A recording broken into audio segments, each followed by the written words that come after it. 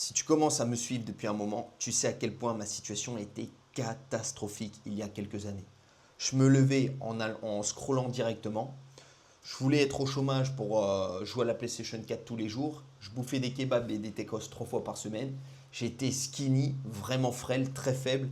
Il y a une fois même où je m'étais évanoui. Genre j'étais tellement surstimulé qu'une fois, je descendais pour aller au lycée et je m'étais évanoui. Enfin bref, vraiment des périodes très sombres. Anxiété sociale à fond. À chaque fois, je me disais, mais qu'est-ce que les gens vont penser de moi? Et quand on regardait les habitudes que j'avais, c'est pas étonnant. Mais bref, dans cette vidéo-là, les gars, je vais vous expliquer comment est-ce que j'ai fait pour réintégrer le sport dans ma vie alors que j'étais surstimulé et encore addict au porno, aux jeux vidéo, etc. etc. Donc, comment est-ce que c'est survenu? Comment j'ai décidé de bâtir un physique fort et esthétique? D'abord esthétique, puis après fort là en ce moment. Ça, j'en parlerai un peu dans une autre vidéo. La différence entre la muscu poids du corps et la muscu en salle de muscu, parce que j'ai fait les deux. J'ai commencé d'abord par le poids du corps, c'est ce que je vais vous raconter là, et après par la musculation. Ok les gars, donc ce qu'il faut bien comprendre, c'est que quand j'ai commencé, c'était durant le Covid, il me semble, c'est-à-dire que j'étais je savais que j'avais déjà une addiction, addiction au PRN, aux jeux vidéo, addiction au porno et aux jeux vidéo. Et après une énième rechute, je m'étais dit, putain, Ben, il faut vraiment que tu te bouges le cul et que tu arrêtes de perdre ton temps devant des écrans et que tu commences à construire quelque chose. Donc c'était pendant le premier confinement. Je me rappelle, le gouvernement avait dit, ok, on se confine. À partir de mon physique là, à ce moment-là, les gars, je pense que je vais vous mettre une photo à l'écran. Ouais, regardez l'écran, je vous mets une photo. J'étais skinny. J'étais skinny. J'étais pas gros ou quoi que ce soit, mais j'étais quand même skinny.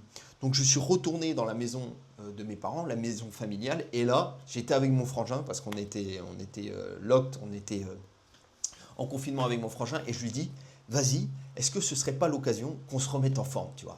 Là, les cours, j'avais complètement abandonné. Je m'étais dit, qu'est-ce qu'on a de mieux à faire que de faire du sport sur les 24 heures qu'on a dans la journée, tu vois? Et ça a commencé comme ça. Ça a commencé par le fait que je voulais arrêter de perdre mon temps, c'est-à-dire arrêter la surstimulation, le porno, etc. Et quoi de mieux que d'avoir, pour sortir de là, un premier objectif qui est se reconnecter au corps. D'ailleurs, ce que je vous recommande à fond, les gars, premier objectif après l'arrêt de toutes ces surstimulations-là, c'est le corps. Et vous pouvez même le faire en même temps. Je le recommande de le faire en même temps, pas de manière non plus drastique, mais au moins mettre la main à la pâte pour commencer. Une fois, parce que après tu vas pouvoir capitaliser sur ta discipline et tu vas savoir que tu peux arriver à ton but, tu auras juste à répéter des éléments. Mais bref. Donc c'était pendant le confinement, donc on retourne en maison, on avait la chance d'être en maison avec un jardin. Et là, avec mon frangin, on se dit, bon ok, il faut qu'on s'y remette. Sauf que à ce moment-là, on n'a pas de matos, tu vois, on n'a pas de salle de sport. Et moi d'ailleurs, petit aparté les gars, je vais vous dire, j'étais tellement faible pendant un moment que je ne pouvais pas mettre mon cul en salle de sport. Et ça, c'est pas des blagues. J'avais essayé, je tremblais sous toutes les barres. Parce qu'en plus, j'ai un symptôme qui est les tremblements essentiels. Ce qui fait que pendant l'effort, je tremble plus que la moyenne. Et j'avais tellement honte de moi et surtout des charges que j'étais incapable de lever que j'ai commencé à la maison pour commencer. Et ce que je veux te dire, c'est que peu importe ton niveau, commence par quelque part. Si c'est pour l'instant trop anxieux pour toi d'aller en salle de sport, commence à faire des pompes chez toi à la maison. Et après, avec l'overload progress, si tu veux, tu vas mettre plus, plus, plus, et un jour, tu pourras passer en salle de sport, si tu veux. Mais bref, donc nous, on a commencé au poids du corps, à la maison. Et on s'était pris, on avait quoi? On avait peut-être une haltère, une paire d'haltères de 10 kilos, et surtout, et là je vais en venir, des élastiques. Et on s'est fait un programme. À l'époque, il n'y avait pas de chat GPT. Donc, on s'est fait un programme en regardant des vidéos, tu vois, en prenant en compte certains trucs. Et on a commencé à bosser. On faisait 5 séances par semaine de muscu.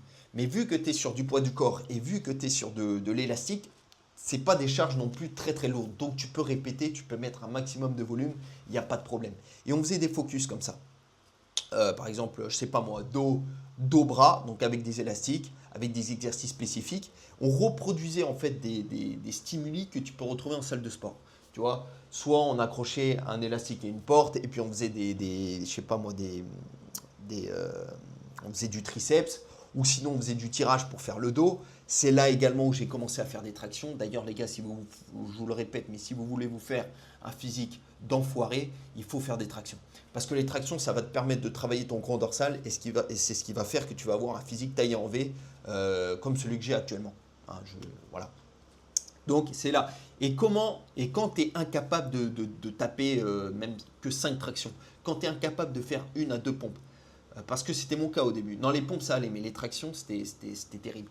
Il faut vraiment que tu aies une discipline dans le temps, mais que tu trouves des victoires au quotidien qui vont te permettre d'avancer à chaque fois.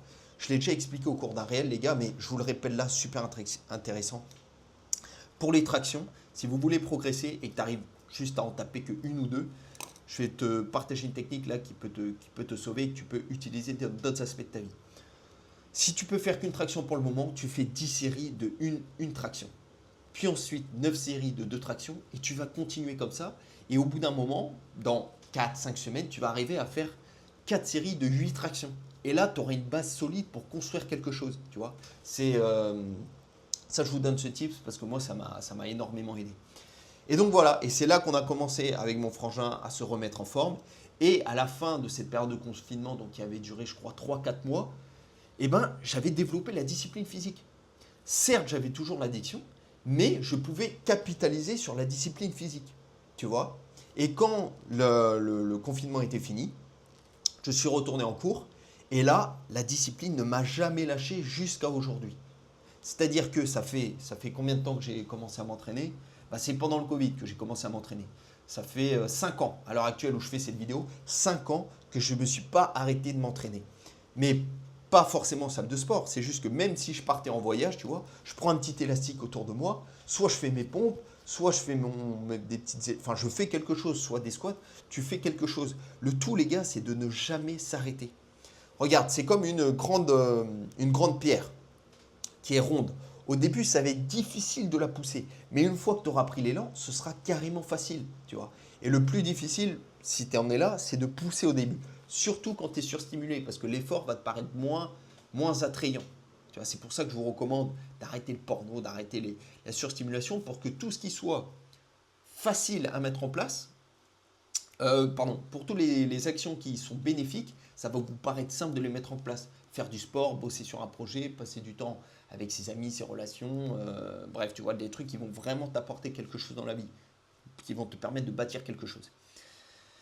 Et oui, et du coup, la discipline ne m'a jamais lâché jusque-là, les gars. Alors, les gens autour de vous, ils peuvent ne pas comprendre.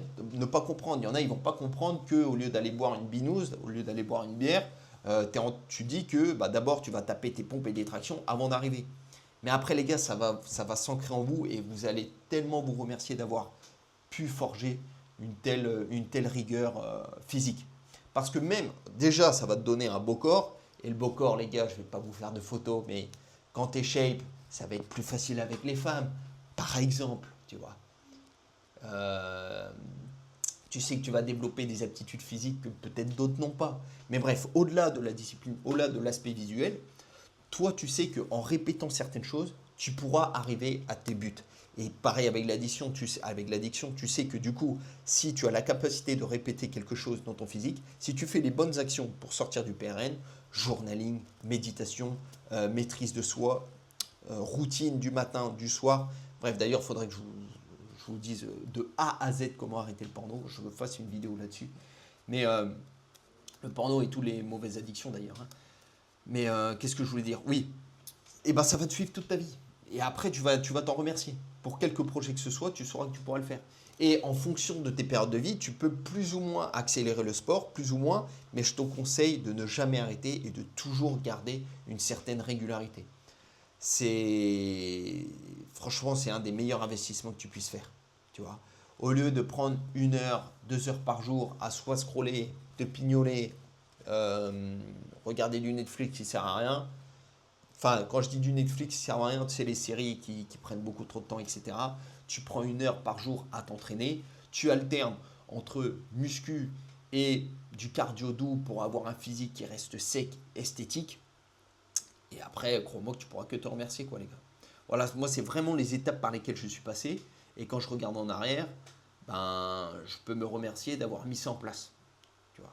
Et puis même, qu'est-ce que vous voulez faire de plus dans la vie à part s'entraîner et essayer de construire quelque chose dans le futur? Bon les gars, je vais vous dire comment j'ai arrêté les jeux vidéo. C'est que les jeux vidéo, je passais 1 h 30, 2 heures tous les soirs dessus. C'est-à-dire que je faisais ma journée de travail ou de cours, et après je m'empressais. Alors je jouais beaucoup à UFC 3 à l'époque. Et je m'empressais, ou même Assassin's Creed Odyssey, tu vois. Je m'empressais d'allumer la play, et au final je prenais même pas de plaisir parce que tu as à peine le temps de jouer au jeu vidéo que c'est déjà l'heure de dormir. Si tu veux dormir convenablement, genre 7-8 heures, tu vois. Et je me disais, mais putain, mais c'est hyper frustrant. Et au bout d'un moment, c'est ce qui m'a permis de lâcher. C'est ce que je me suis dit, ben, si tu n'aimes pas ta vie, autant faire des actions qui vont te permettre de mieux apprécier ton lendemain, tu vois.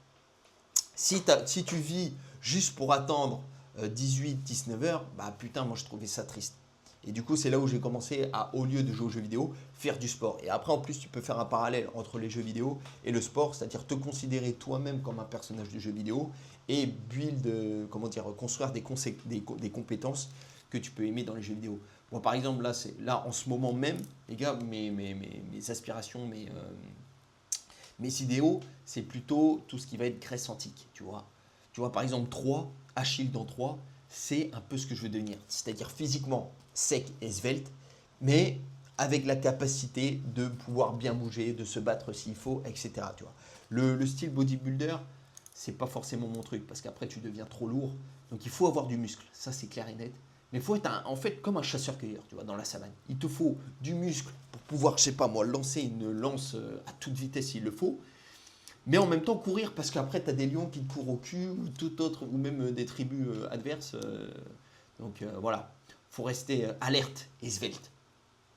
Et libérer le potentiel, le apex potential qu'on a tous normalement entre êtres humains, mais qui est complètement bouffé par toutes les merdes modernes qui existent là en ce moment sur le marché. Voilà les gars, c'était vraiment pour vous partager comment je me suis remis au sport et comment ça m'a pas lâché depuis là. Et voilà, j'ai envie de vous dire, prenez bien soin de vous, abonnez-vous sur cette chaîne, c'est que le début. Je suis en train de construire en parallèle là, le building public, la vidéo des building publics. Regardez, je suis en train je vais confectionner le produit qui va vous permettre de sortir de la merde des habitudes négatives modernes pour vous faire un physique de tueur, un physique d'enfoiré. Et après, vous aurez tous les cartes en main pour construire tout ce que vous voulez dans la vie. Voilà les gars, abonnez-vous. Merci pour votre soutien. Je vous fais des gros bisous. Back Iggy. Pow!